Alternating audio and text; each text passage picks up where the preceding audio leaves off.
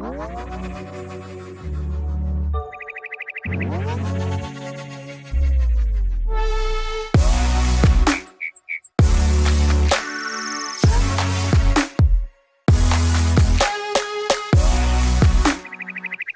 everyone to this August 3rd edition of What's Happening in Crypto with the Crypto Lark, broadcasting to you from New Zealand and bringing you all of the latest from the crypto world and beyond. Today's top stories: Ripple partnering up with yet another celebrity. For some reason, people are still asking Paul Krugman what he thinks about Bitcoin and cryptocurrencies, and marriage goes on the blockchain.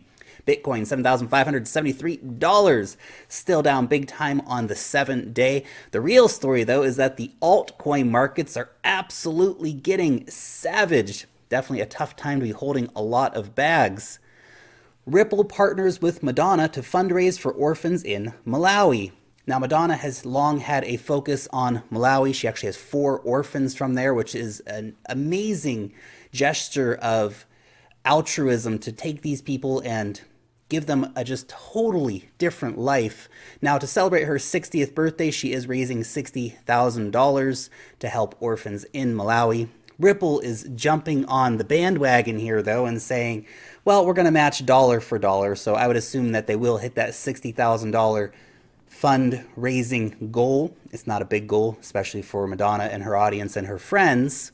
Ripple, of course, looking to get a bit of PR on the side with that. And Ripple's been doing a lot of great PR work in terms of, funding Ellen DeGeneres, for example, and the work she's doing, looking at when they funded all of those different school projects across the USA. Here, of course, helping those orphans in Malawi.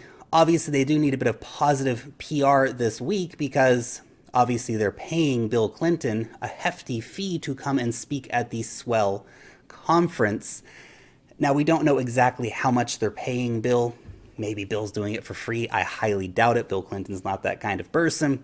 But they might be paying him up to $500,000 to come and speak. It just speaks of corporate priorities. Pay Bill Clinton $500,000, one of the most influential men in the world, and someone who already has plenty of money, but we can give a little bit of breadcrumbs to the orphans over in Malawi who really need that help. Paul Krugman coming out saying that cryptocurrency has set the monetary system back 300 years. Big statements from the Nobel Prize winning economist Paul Krugman. Now, he has come out with a few different things that I would like to address. He says transferring Bitcoin or other cryptocurrency units requires providing a complete history of past transactions. Instead of money created by the click of a mouse, we have money that must be mined, created through high resource intensive computations, he said. He looks at this as a negative, that the history of that money can be tracked. This is indeed one of the key value propositions of Bitcoin. You can't double spend it. You can't just create money by the click of a mouse out of thin air, Paul. This is exactly what the United States government is doing. They just click a button and make new money. And that leads to inflation. That is problematic. That is why we've seen the US dollar decrease in its purchasing power so much over the years, because the US government just keeps printing money at the click of a mouse. That is a fundamental problem for money, whereas Bitcoin is deflationary, whereas Bitcoin cannot be double spent. Bitcoin cannot simply be created by the click of a mouse. He's either being intellectually dishonest or he fundamentally doesn't understand Bitcoin. Now, he goes on to say that his second issue is that cryptocurrencies, in comparison to fiat currency, have no backstop, no tether to reality. Their value depends entirely on self-fulfilling expectations, which means that a total collapse is a real possibility. If speculators were to have a collective moment of doubt, suddenly fearing that bitcoins were worthless, well, bitcoins would become worthless, says Paul. Now, look, obviously cryptocurrencies currently are very volatile. We've seen a lot of run-ups in valuations. I think long-term that Bitcoin and cryptocurrencies will continue to gain in value relative to dollars and euros and pounds and yen and all these different fiat currencies. But the thing that he is willfully ignoring here is that fiat currencies, in the history of fiat currencies, has not been one of extreme success. Look at the devaluation of the dollar. Look at runs on currencies in countries. This moment of collective doubt happens with fiat currencies. Talk to people in countries all over the world that have seen massive hyperinflation hit their countries, where they go to the bank and there's a line and you can't take the money out. Your money's worth nothing even if you do get it. This happens. And just because we are currently sitting in a nice little comfort zone with euros and dollars and pounds, they're not as safe as they are purported to be. So again, I find him being a bit intellectually dishonest with his arguments here. The Australian state government invests in crypto startup to promote regional tourism. Now, they have invested in Travel by Bit. We've covered them before here on the channel. They are the ones that helped the town in Queensland, Agnes 1770, to become a crypto-friendly tourism destination by getting all the businesses in town to start accepting cryptocurrencies, so you can now pay for your coffee or go for a tour of the Great Barrier Reef paying in crypto. They've been a big pusher behind getting the Brisbane airport on board with crypto as well. This is really great to see a nod from the state government to say, you know what, this crypto thing could really have something to it. We want to be involved. We want to support companies that are going to help bring those crypto dollars, so to speak, crypto bits, to our shores. So really cool move from the Queensland state government. Brazilian cryptocurrency exchange wins injunction against bank who closed its account.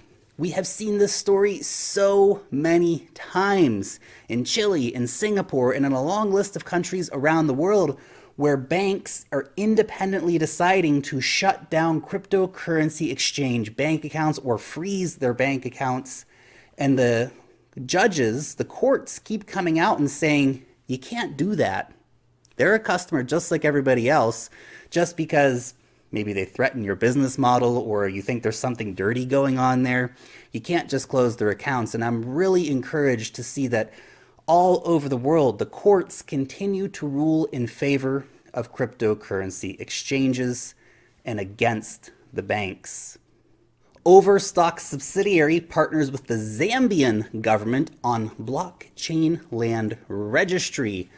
Obviously, land registry is a massive issue globally, with the majority of people globally being unable to prove that they actually own their land. Land registry is a very important issue in developing countries in particular. To see them coming in and saying, we want to help bring your land registry onto the blockchain where it will be an immutable ledger of land registry, is really cool. And this could mean very interesting implications for Ravencoin moving forward. Sony patent filings hint at work on crypto mining hardware. The big boys are getting into it. GMO Internet, Samsung, Sony, everybody wants a piece of the crypto mining action. Bitmain, you are being put on notice here. The competition is coming. Now, Bitmain does have a long head start on these companies in terms of providing that crypto mining hardware, but it is really good to see so much competition coming into the crypto space. And finally, marriage on the blockchain. Now, this article refers back to actually the Brock Pierce Rolling Stone article where Brock was discussing that with his wife, they actually have a smart contract on the Ethereum blockchain. But the idea is a very compelling one, because right now what we have is an old paper system. You go and sign some things with some person who has nothing to do with you and your partner.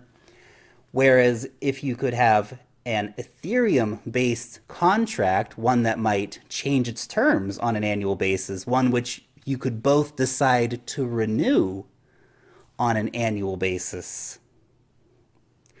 That's a very interesting idea. That is an innovation in some of the institutions that we take for granted in society, the institution of marriage, is something that I think needs to be disrupted. And this idea could really be a disruptive one. Now all we need is some multi-million-dollar ICO to be putting that in a tokenized form. It's probably going to have, someone's probably already doing it. But just to be able to put that smart contract in a very simple way on the Ethereum blockchain already works. You don't need an ICO for it, but it is a compelling idea. So question to everyone out there, would you put your marriage on the blockchain? Make sure to check out this week's episode of Token Tank. We sat down with Anchor and gave them a good grilling on their upcoming ICO. Next week, we're going to be talking with Ontology. We've had a lot of requests to actually get some post-ICO projects into the tank, so we're going to be doing that a bit more moving forward. So make sure to check out that when it does come out. Also, make sure to come over to the live stream Monday, 2 p.m. New Zealand time. Would love to see all of you there. We're going to be mostly doing questions and answers this week, so make sure to get your questions ready and bring them along. I'll try to answer as many as possible, as always. And finally, we have a wallet to give away today. We have an eComi wallet. Who is our lucky winner going to be? Count me in for the wallet. It says Himanshu Nisar. Congratulations, you are the winner for the wallet. And next week, I got another one of these to give away. So if you want to be in to win that, make a comment on today's video and let me know if you want to be in to win that wallet. Thanks so much for watching today's episode. Let me know what you think about any of the stories down below in the comment section. Thumbs up the video and share these videos around the internet to help our community grow. Make sure you check out the conversation over on Twitter. Long live the blockchain, and peace out till next time.